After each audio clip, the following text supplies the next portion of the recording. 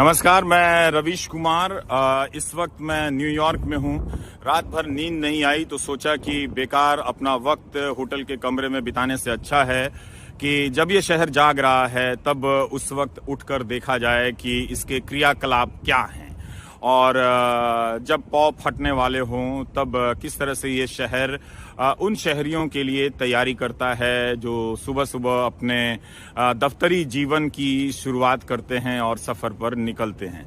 तो काफ़ी कुछ यहाँ पर देखने को मिला है और जब मैं रिकॉर्ड कर रहा था तो एक बात का ख्याल आया कि क्या हम इन शहरों की इमारतों, सड़कों, वैभव, भव्यता की तुलना किए बगैर उसके बजाय हम यहाँ की व्यवस्थाओं की तुलना करें, उसकी नकल करें, उसे समझें और उससे भी बेहतर व्यवस्था बनाकर, नियमित व्यवस्था बनाकर हम अपने नागरिकों को दें जो सभी के लिए समान रूप से लागू हो। ऐसी व्यवस्था नहीं होना चाहिए कि कोई सांसद विरोधी दल का है तो उसकी गिरफ्तारी अवैध रूप से हो जाए, कोई डॉक्टर आलोचना करता है तो उस पर अवैध रूप से राष्ट्रीय सुरक्षा कानून NSA लगा दिया जाए। इस तरह से नहीं होना चाहिए। जब आप समान अवसर सबके लिए पैदा करें तो समान अवसर में निहित है कि व्यवस्थाएं सबके लिए समान हों। वो राजनीतिक द्वेष पर, धर्म के आधार पर किसी को पीड़ित ना करें। अगर इस शहर में ऐसा हुआ होता तो मुमकिन ही नहीं था कि हिंदुस्तान से, पाकिस्तान से, चीन से, जापान से और दुनिया के अलग अलग ममालिक से लोग यहाँ पर आए और आकर बसते और अपनी एकदम शून्य से उन्होंने अपनी जिंदगी की शुरुआत की है और अट्टालिकाएं बनाई हैं और आसमान तक गए हैं। वो सिर्फ इस वजह से गए हैं कि अमेरिका ने व्यवस्था और जो व्यवस्था का जो वितरण है सबके लिए समान रूप से किया है।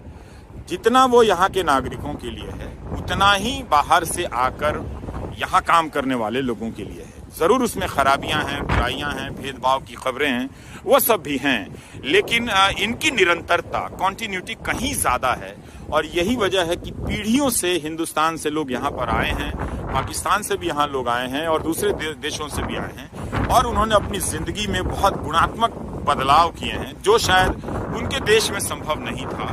तो इसलिए हम सबको ये देखने समझने की जरूरत है। तो इस वीडियो ब्लॉग में मैं आपको इन्हीं सब चीज़ों पर टिप्पणी करना चाहता हूँ और साथ साथ शहर की तस्वीरों को आपको दिखाना चाहता हूँ। एक शहर जब जागता है तो वो सुबह सुबह उसका आलम कैसा होता है, आप इस वीडियो में उसकी एक झलक पा सकते हैं। इस वक्त यहाँ पर 6 बज रहे होंगे लेकिन बड़ी बड़ी गाड़ियाँ, ट्रक सड़कों पर अब दौड़ने लगे हैं। इनमें से ज़्यादातर वो गाड़ियां हैं जो कूड़ा और कचरा यहाँ पर उठाती हैं।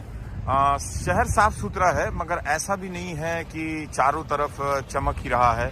इसकी गलियों में अगर आप जाकर देखेंगे तो हो सकता है कि आपको वो गंदगी भी दिख जाए और लगे कि हाँ, इतने बड़े शहर जिसका नाम दुनिया में इस तरह से है वो उतना साफ नहीं है। लेकिन लोगों ने कुछ चीज़ें व्यवस्था के हिसाब से अपनी जगह पर हैं, जैसे कूड़ा उठाने वाली गाड़ियां हों या फिर इस तरह के डस्टबिन जो हैं, अब हमारे देश में भी बहुत हैं पर वो कोई बड़ी बात नहीं है, लेकिन लोग इसका इस्तेमाल करते हैं और ऐसा लग रहा है कि सारा कचरा जो है वो यहाँ वहाँ फेंक कर जाने की आदत से अब ये कई दशक पहले ही मुक्त हो चुके हैं। लेकिन हर समय ऐसा नहीं था। एक समय ये शहर भी काफ़ी गंदे हुआ करते थे और धीरे धीरे बहुत जब इसमें समृद्धि आई तो समृद्धि के साथ साथ सफाई भी आती चली गई। तो इस वक्त जो मुझे दिख रही हैं वो ज़्यादातर शहर की दुकानों में सप्लाई करने वाली गाड़ियां हैं और स्कूल की बसें हैं जिन्हें मैं दिखाना चाहता था मगर इस वीडियो में अब वो रह गया है। पर आप देख सकते हैं कि ठीक हमारे हिंदुस्तान की तरह ही ये शहर भी सुबह सुबह जागता है। आप भारत के किसी भी शहर में जाएं तो आपको किसी खास चौराहे पर अखबार वाले जो हॉकर हैं वो अखबार समेट कर बांटने की तैयारी करते हुए नजर आएंगे, लेकिन यहाँ पर हॉकर तो मुझे नहीं दिखा। लेकिन आप देख सकते हैं कि चूँकि सुबह का आलम है तो फूलों की ये दुकान खुल गई है। $17 का एक फूल है, कोई $25 का है। तो देखिए लोगों ने गुलदस्तों को किस तरह से सजाया हुआ, ये देखने की चीज़ है। ऐसा नहीं है कि सिर्फ यहीं पर आकर आप देख सकेंगे, लेकिन जब आप एक शहर को देखते हैं तो उसकी रात को भी देखिए, उसकी सुबह को भी देखिए और उसकी शाम को भी देखिए, और खासकर ऐसे वक्त को भी देखिए कि जब शहर उठकर तैयारी करता है काम पर चलने के लिए।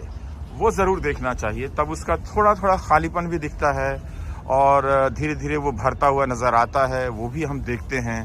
और ये सीखने की बात है। हमारे देश में अब बहुत सारे लोग, जब कोई भी नहीं रहता है तब भी ट्रैफिक के नियमों का पालन करते हैं, लेकिन यहाँ आमतौर पर ज़्यादातर लोग करते हैं। लेकिन फिर भी लाल बत्ती होने पर मैंने कई लोगों को पैदल भी क्रॉस करते देखा है और गाड़ियों को भी क्रॉस करते हुए देखा है। यहाँ मेट्रो का बहुत अच्छा जाल है। न्यूयॉर्क को यहाँ की मेट्रो चलाती है, 125 साल से ज़्यादा पुरानी है, और सबवे जिसे कहते हैं उसका जाल इतना फैला हुआ है यहाँ पर, और लोग इतने आदी हैं कि उन्हें पता भी नहीं चलता कि कब वो सबवे में गए और कब यहाँ से वहाँ पहुँच गए। लेकिन बस सेवा भी है यहाँ पर वो मेट्रो की तुलना में तो प्रमुख नहीं कही जा सकती है। बसें नज़र आती हैं, मगर हर जगह तो बसें नज़र नहीं भी आती हैं। कारों का आलम ये है कि ये जो गाड़ियाँ देख रहे हैं आप, दिन के वक्त व्यस्त समय में इनसे शहर भर जाता है और लोग जो हैं घंटों कारें चला रहे होते हैं पार्किंग खोजने के लिए। पार्किंग मिलती नहीं है, काफ़ी महंगी होती है जो पार्किंग होती है, तो इसलिए ये शहर जो है नीचे दौड़ रहा होता है। ज़्यादा बड़ी आबादी के हिसाब से देखें तो, ऊपर के हिसाब से देखें तो ये शहर बहुत धीरे धीरे रेंग रहा होता है। जिस तरह से आप दिल्ली शहर में देखते हैं या भारत के दूसरे शहरों में देखते हैं, कुछ बड़े शहरों में ही हमारे यहाँ पब्लिक ट्रांसपोर्ट है। बाकी जो छोटे शहर हैं वहाँ पर भी सरकारी बसें हैं, मगर वो किसी योजना के अंतर्गत लाई गई 2-4 बसें हैं जो नागरिक की सुविधा के लिए कम, योजना के प्रसार के लिए ज़्यादा नज़र आती हैं, कि इसमें नगर सेवा, अमृत शहर योजना, इस तरह का अमृत मिशन, अर्बन मिशन, इस तरह के नामों को ढोने वाली बसें होती हैं। तो इस तरह की बसों की व्यवस्था बनाई नहीं गई हमारे छोटे शहरों में, जहां पर लोग उसका पालन करें, इसका इस्तेमाल करें और धीरे धीरे उनकी आदत में शामिल हो जाए बसों में चलना। तो ये एक गाड़ी है जो कचरा उठाती है, जो चली गई। काफ़ी विशालकाय गाड़ियां हैं यहाँ पर, चूँकि काम का स्केल वैसा होगा।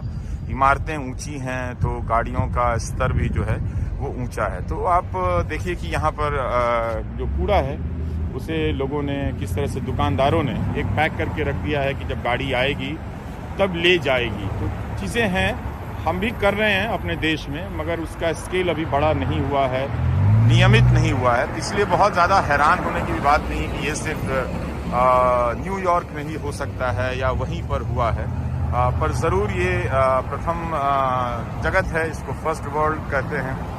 और पैसे रुपए का अनुपात से देखें तो हमारे पास अगर 100 है तो इनके पास 10,000 है या 1 लाख है, तो इतना का फ़र्क तो है।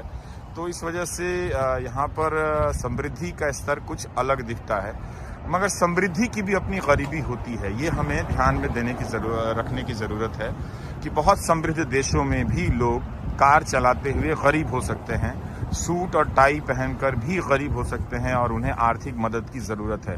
इसलिए यहाँ की दीवारों पर चैरिटी के आपको बहुत सारे पोस्टर नज़र आएंगे और लोग एक दूसरे की मदद के लिए मांग रहे होते हैं। तो ऐसा भी नहीं है कि यहाँ का सारा जीवन डॉलर के नए नोट की तरह चमकता नज़र आता है।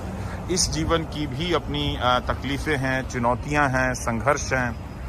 इन सब चीज़ों को ध्यान में रखते हुए जब हम किसी नए और बड़े शहर में जाएं तो उसकी भव्यता को देखें, और इसलिए ना देखें कि इसकी किसी एक इमारत की नकल करके हम अपनी नदी के बीच में बना दें या फिर रेलवे स्टेशन को वैसा चमका दें।